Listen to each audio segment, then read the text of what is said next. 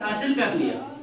اگر یہ احساس مجھے اور آپ کو جائزہ لینا ہے، یعنی اس روزے کے ذریعے ہمیں اپنی زندگیوں کا جائزہ لینا ہے، اپنے گریبان میں جھانکنا ہے کہ یہ جو ایک تربیتی کورس اللہ نے مجھے اور آپ کو دیا تھا، اس کورس سے ہمیں گزار رہے ہیں اللہ تعالیٰ. اس کورس کی جو تربیت تھی، اس میں جو جو کام ہمیں کرنے تھے وہ میں نے کیے یا نہیں کیے، اس کا جائزہ لینا ہے کہ پہلے سے کیا پتا یہ رمضان المبارک آئندہ کسی کو نصیب ہو یا نہ ہو. کتنے میرے اور آپ کے دوست تھے، ہمارے بھائی تھے، ہمارے رشتہ دار تھے جو گزشتہ رمضان ہمارے ساتھ تھے لیکن آج وہ نہیں ہے. تو یہ سوچنا، جائزہ یہ لینا ہے، یا اللہ یہ رمضان مجھے نصیب ہوا، آئندہ کیا پتا نصیب ہو یا نہ ہو، یا کس کو نصیب ہو یہ بھی کچھ پتا نہیں. تو اس جائزہ لیتے وقت اپنے گریبان میں جھانکتے وقت یہ سوچے کہ میرے اندر اس روزے کے ذریعے جو اس کا مقصد ہے، یعنی تقویٰ، احساس جواب دہی اللہ کے سامنے کھڑے ہونے کا، وہ پیدا ہوا یا نہیں ہوا. اگر پہلے سے ہی تھا، یعنی ایک آدمی کو پچھلے مہینوں سے پہلے سے ہی یہ احساس تھا کہ مجھے مرنا ہے، مجھے اللہ کے سامنے جانا ہے، کھڑے ہو کر جواب دینا ہے، تو اب اس کو یہ دیکھنا ہے کہ اس احساس میں اضافہ ہوا ہے یا نہیں ہوا ہے، میرے تقوی میں اضافہ ہوا ہے یا نہیں ہوا ہے. اگر ہوا ہے تو اللہ کا شکر ادا کریں، اللہ کا شکر بجا لائے. یا اللہ تیرا شکر، تیرا احسان، اس رمضان کی برکت سے آپ نے میرے اندر یہ احساس پیدا کر دیا. اور میرے ایمان والے بزرگوں، اگر احساس پیدا نہیں ہوا ہے تو پھر مجھے اور آپ کو، میرے اور آپ کے لیے یہ ایک تعزیانہ ہے. مجھے اور آپ کو سوچنا ہے کہ اگر اللہ نہ کرے مجھے آئندہ رمضان نصیب ہو یا نہ ہو، اگر میں پہلے ہی چلا گیا تو میں اللہ کے سامنے کیا جواب دوں گا؟ مجھے اللہ کے سامنے کھڑا ہونا ہے، میں کیا جواب دوں گا؟ تو اس وقت یہ سوچے بندہ کہ میں اپنے اندر احساس پیدا کروں، ورنہ تو مجھے بھی ہے، جواب تو مجھے بھی دینا ہے. میرے ایمان والے بزرگوں، دنیا کے اندر رہ کر، یعنی یہ جو دنیا ہے جس میں اور آپ گزر رہے ہیں، دنیا میں آپ کو ایسا کوئی انسان نہیں ملے گا جو یہ کہے کہ میں سکھی ہوں، مجھے کوئی دکھ نہیں ہے. اور اس دنیا میں آپ کو کوئی آدمی ایسا نہیں ملے گا جو یہ کہے کہ مجھے دکھ ہی دکھ ہے، مجھے پریشانی ہی پریشانی ہے، مجھے کوئی راحت نہیں ہے. ایسا بھی نہیں. کیوں؟ یہ دنیا ان دونوں چیزوں سے مرکب ہے. اللہ نے 3 عالم بنائے ہیں. ایک عالم وہ ہے جہاں راحت ہی راحت، آرام ہی آرام، وہ عالم جنت ہے. ایک عالم وہ ہے جہاں دکھ ہی دکھ ہے، مصیبتیں ہی مصیبتیں، پریشانی ہی پریشانی، وہ جہنم ہے. لیکن جس عالم میں اور آپ زندگی بسر کر رہے ہیں یہ ان دونوں سے مرکب ہے. آج کل ذرا ہم سوچیں، یہ مسائل، یہ حالات جن سے ہم دوچار ہیں، سیاسی اعتبار سے بھی، معاشی اعتبار سے بھی، یہ کیوں ہے؟ اللہ تبارک و تعالیٰ قرآن پاک میں ارشاد فرما رہے ہیں وَلَنُذِيقَنَّهُم مِّنَ الْعَذَابِ الْأَدْنَىٰ دُونَ الْعَذَابِ الْأَكْبَرِ، کہ ہم ضرور بڑا عذاب آنے سے پہلے، یعنی قیامت آنے سے پہلے لوگوں کو چھوٹے چھوٹے عذاب چکھاتے رہیں گے. کہیں آندھیوں کی شکل میں، کہیں زلزلوں کی شکل میں، کہیں قید سالی کی شکل میں. کیوں؟ لَعَلَّكُمْ تَرْجِعُونَ، تاکہ وہ واپس آ جائے، تاکہ تم لوٹ آؤ، میری طرف آ جاؤ. تو مسائل سے نکلنے کا واحد حل ہے اللہ کی طرف رجوع. یہ مہینہ، اس کے 3 عشرے ہیں. پہلا عشرہ رحمت کا ہے، دوسرا عشرہ مغفرت کا ہے، تیسرا عشرہ آنکھ سے خلاصی کا ہے. لہٰذا ہم اس رمضان المبارک میں اللہ کی طرف طائب ہو کر توبہ کر کے رجوع کریں کہ یا اللہ ہم اقراری مجرم بن کر اپنی طرف سے بھی اور پوری امت مسلمہ کی طرف سے توبہ کرتے ہیں.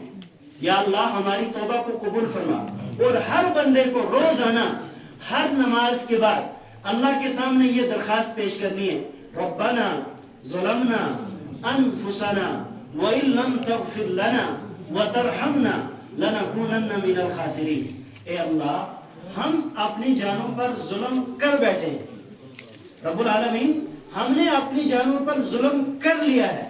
اب اگر آپ ہماری مغفرت نہیں فرمائیں گے، ہم پر رحم نہیں فرمائیں گے، اللہ ہم خسارے میں ہو جائیں گے، ہم خسارے والوں میں شامل ہو جائیں گے. لہٰذا ہمارے حال پر رحم فرمائیے. ہر نماز کے بعد یہ دعا مجھے اور آپ کو کرنی ہے۔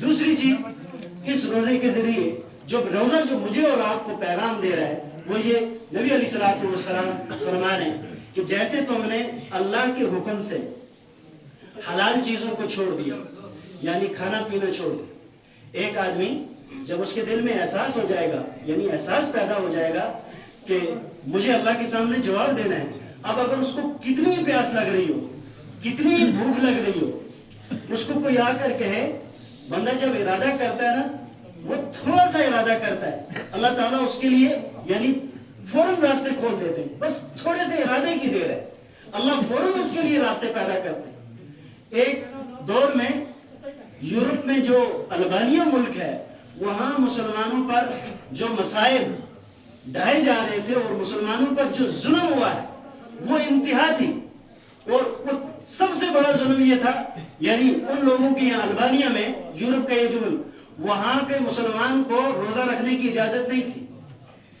اور پولیس کی طرف سے گشت ہوتا تھا، اگر رات میں کسی گھر میں ان کو چراغ جلتا ہوا نظر آیا تو وہ اس بات کی علامت ہوتی کہ سحری کھا رہے، فوراً اس گھر میں آ کر گھس کر ان تمام لوگوں کو باہر نکال کے ایک تو ان کو سزا دی جاتی تھی، پھر ان کو جیل میں بند کر دیا جاتا تھا، یعنی روزہ رکھنے پر پابندی تھی۔ اس کے باوجود وہاں کے لوگوں نے روزہ نہیں چھوڑا، یعنی اتنے ظلم ڈھائے جاتے تھے، سرے عام سڑکوں پر لا کر ان کو مارا جاتا تھا اور قید کر دیا جاتا تھا، لیکن اس کے باوجود ان لوگوں نے روزہ نہیں چھوڑا۔ کہ جب بندہ ارادہ کرتا ہے تو اللہ تعالیٰ اس کی مدد فرماتے ہیں، تھوڑا سا ارادے کی ضرورت ہے۔ تو اللہ فرما رہے ہیں کہ جب تم نے میرے حکم سے حلال چیزیں چھوڑ دی، یعنی کھانا پینا چھوڑ دیا، یعنی احساس ہو گیا کہ مجھے نہیں کھانا ہے، کیوں؟ روزہ ہے میرا۔ اب کوئی اگر کتنی پیشکش کرے انعام کہ ₹1,00,000 دوں گا، پانی کا گلاس پی لو، کتنا ہی فاسق فاجر کیوں نہ ہو، وہ کہے گا نہیں میرا روزہ ہے، میں نہیں پی سکتا، مجھے ₹1,00,000 نہیں چاہیے۔ تو جب یہ احساس فرمایا، صرف یہ احساس، یعنی اتنا ہی احساس کافی نہیں ہے کہ حلال چیزوں کو چھوڑ دیا، بلکہ یہ بھی احساس پیدا کرنا ہے کہ جیسے ہم نے حلال چیزیں چھوڑی ہیں اللہ کے حکم سے، ایسے ہی ہمیں حرام بھی چھوڑنا ہے۔ مثلا جھوٹ بولنا غیر رمضان میں بھی میرے اور آپ کے لیے حرام ہے، لہٰذا اگر روزہ ہے تو پھر جھوٹ نہیں بولنا، اس وقت یہ سوچنا ہے کہ جب میں نے اللہ کے حکم سے حلال چیزیں چھوڑ دی تو مجھے یہ حرام بھی چھوڑنی ہے جو ہر وقت مجھ پر حرام ہے، یعنی روزہ رکھ کر جھوٹ نہیں بولنا ہے، روزہ رکھ کر غیبت نہیں کرنی ہے، روزہ رکھ کر بدنگاہی نہیں کرنی ہے، روزہ رکھ کر رشوت نہیں کھانی۔ کیوں؟ یہ چیزیں جب پہلے سے ہی حرام تھی، لہٰذا اب روزے میں جب میں حلال چیزیں اللہ کے حکم سے چھوڑ رہا ہوں تو مجھے حرام سے بھی بچنا ہے۔ اصل روزے کا جو پیغام ہے وہ یہ ہے، اللہ تبارک و تعالیٰ جو مجھے اور آپ کو اس روزے کے ذریعے جو پیغام دینا چاہتے ہیں اور ہمارے دل میں جو احساس پیدا کرنا چاہتے ہیں کہ لوگوں، جیسے تم میرے حکم سے صبح سے لے کر شام تک حلال چیزوں کو چھوڑ رہے ہو، ایسے ہی تمہیں میرے ہی حکم سے جو چیزیں پہلے بھی حرام تھی، اب بھی حرام ہیں، آئندہ بھی حرام رہیں گی، ان کو بھی چھوڑنا ہے۔ اگر یہ احساس ہے، اگر روزہ رکھ کر میں جھوٹ سے بچ رہا ہوں، روزہ رکھ کر میں غیبت سے بچ رہا ہوں، روزہ رکھ کر میں رشوت سے بچ رہا ہوں، روزہ رکھ کر میں بدنگاہی سے بچ رہا ہوں، تو سمجھ لو مجھے اور آپ کو روزے کی روح حاصل ہوگی۔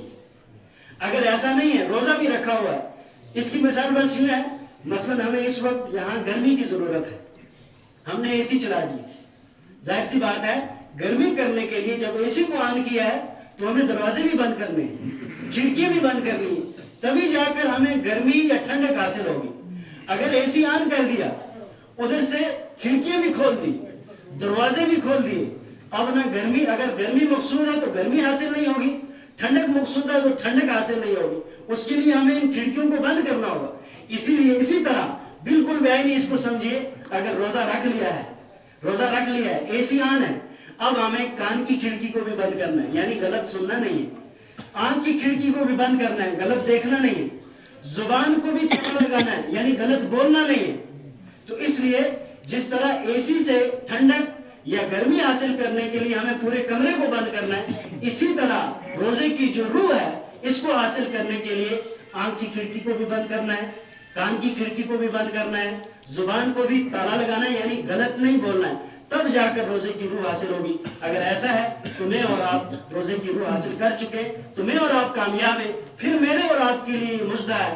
یہ روزہ اس لیے فرض کیا گیا ہے تاکہ تمہارے اندر تقوی پیدا ہو, اللہ کی رضا نصیب ہو. جب اللہ کی رضا حاصل ہو جائے گی, اور نبی علیہ السلام کا فرمان ہے من سلم لہ رمضان سلمت لہ السنہ, جس کا رمضان سلامتی کے ساتھ گزر گیا اس کا پورا سال سلامتی کے ساتھ گزرے گا. لہذا کوشش کرنی ہے, ہر ایک بشر ہے, غلطیاں ہم سے ہونی ہے, کوشش یہ کرنی ہے کہ گناہوں سے ہر گناہ سے بچنا ہے. بس دیکھیے آپ حضرات یہ حدیث سنتے ہیں کہ رمضان المبارک میں تمام سرکش شیاطین کو جکڑ دیا جاتا ہے, یعنی قید کر دیا جاتا ہے, لیکن اس کے باوجود گناہ کیوں ہو رہے ہیں؟ شیطان تو بند ہے, پھر گناہ کیوں ہو رہے ہیں؟ جواب یہ ہے وہ سرکش شیاطین تھے, ان کو تو قید کر دیا گیا, لیکن ایک بڑا شیطان تو ابھی بھی ساتھ ہے, یعنی نفس. اب ہمیں نفس پر کنٹرول کرنا ہے. اس کے کنٹرول کے لیے بھی اللہ نے روزہ رکھ دیا کہ جب روزہ رکھیں گے تو ظاہر سی بات ہے اس پر کنٹرول ہوگا, کیونکہ بھوک میں آدمی کچھ نہیں کر سکتا. اب تھوڑی سی محنت کرنی ہے, یعنی دیگر گناہوں سے بچنا ہے, آنکھ کے گناہ سے, کان کے گناہ سے, زبان کے گناہ سے. انشاءاللہ روزے کی روح مجھے اور آپ کو حاصل ہوگی. اللہ مجھے اور آپ کو کہنے سننے سے زیادہ عمل کی توفیق عطا فرمائے.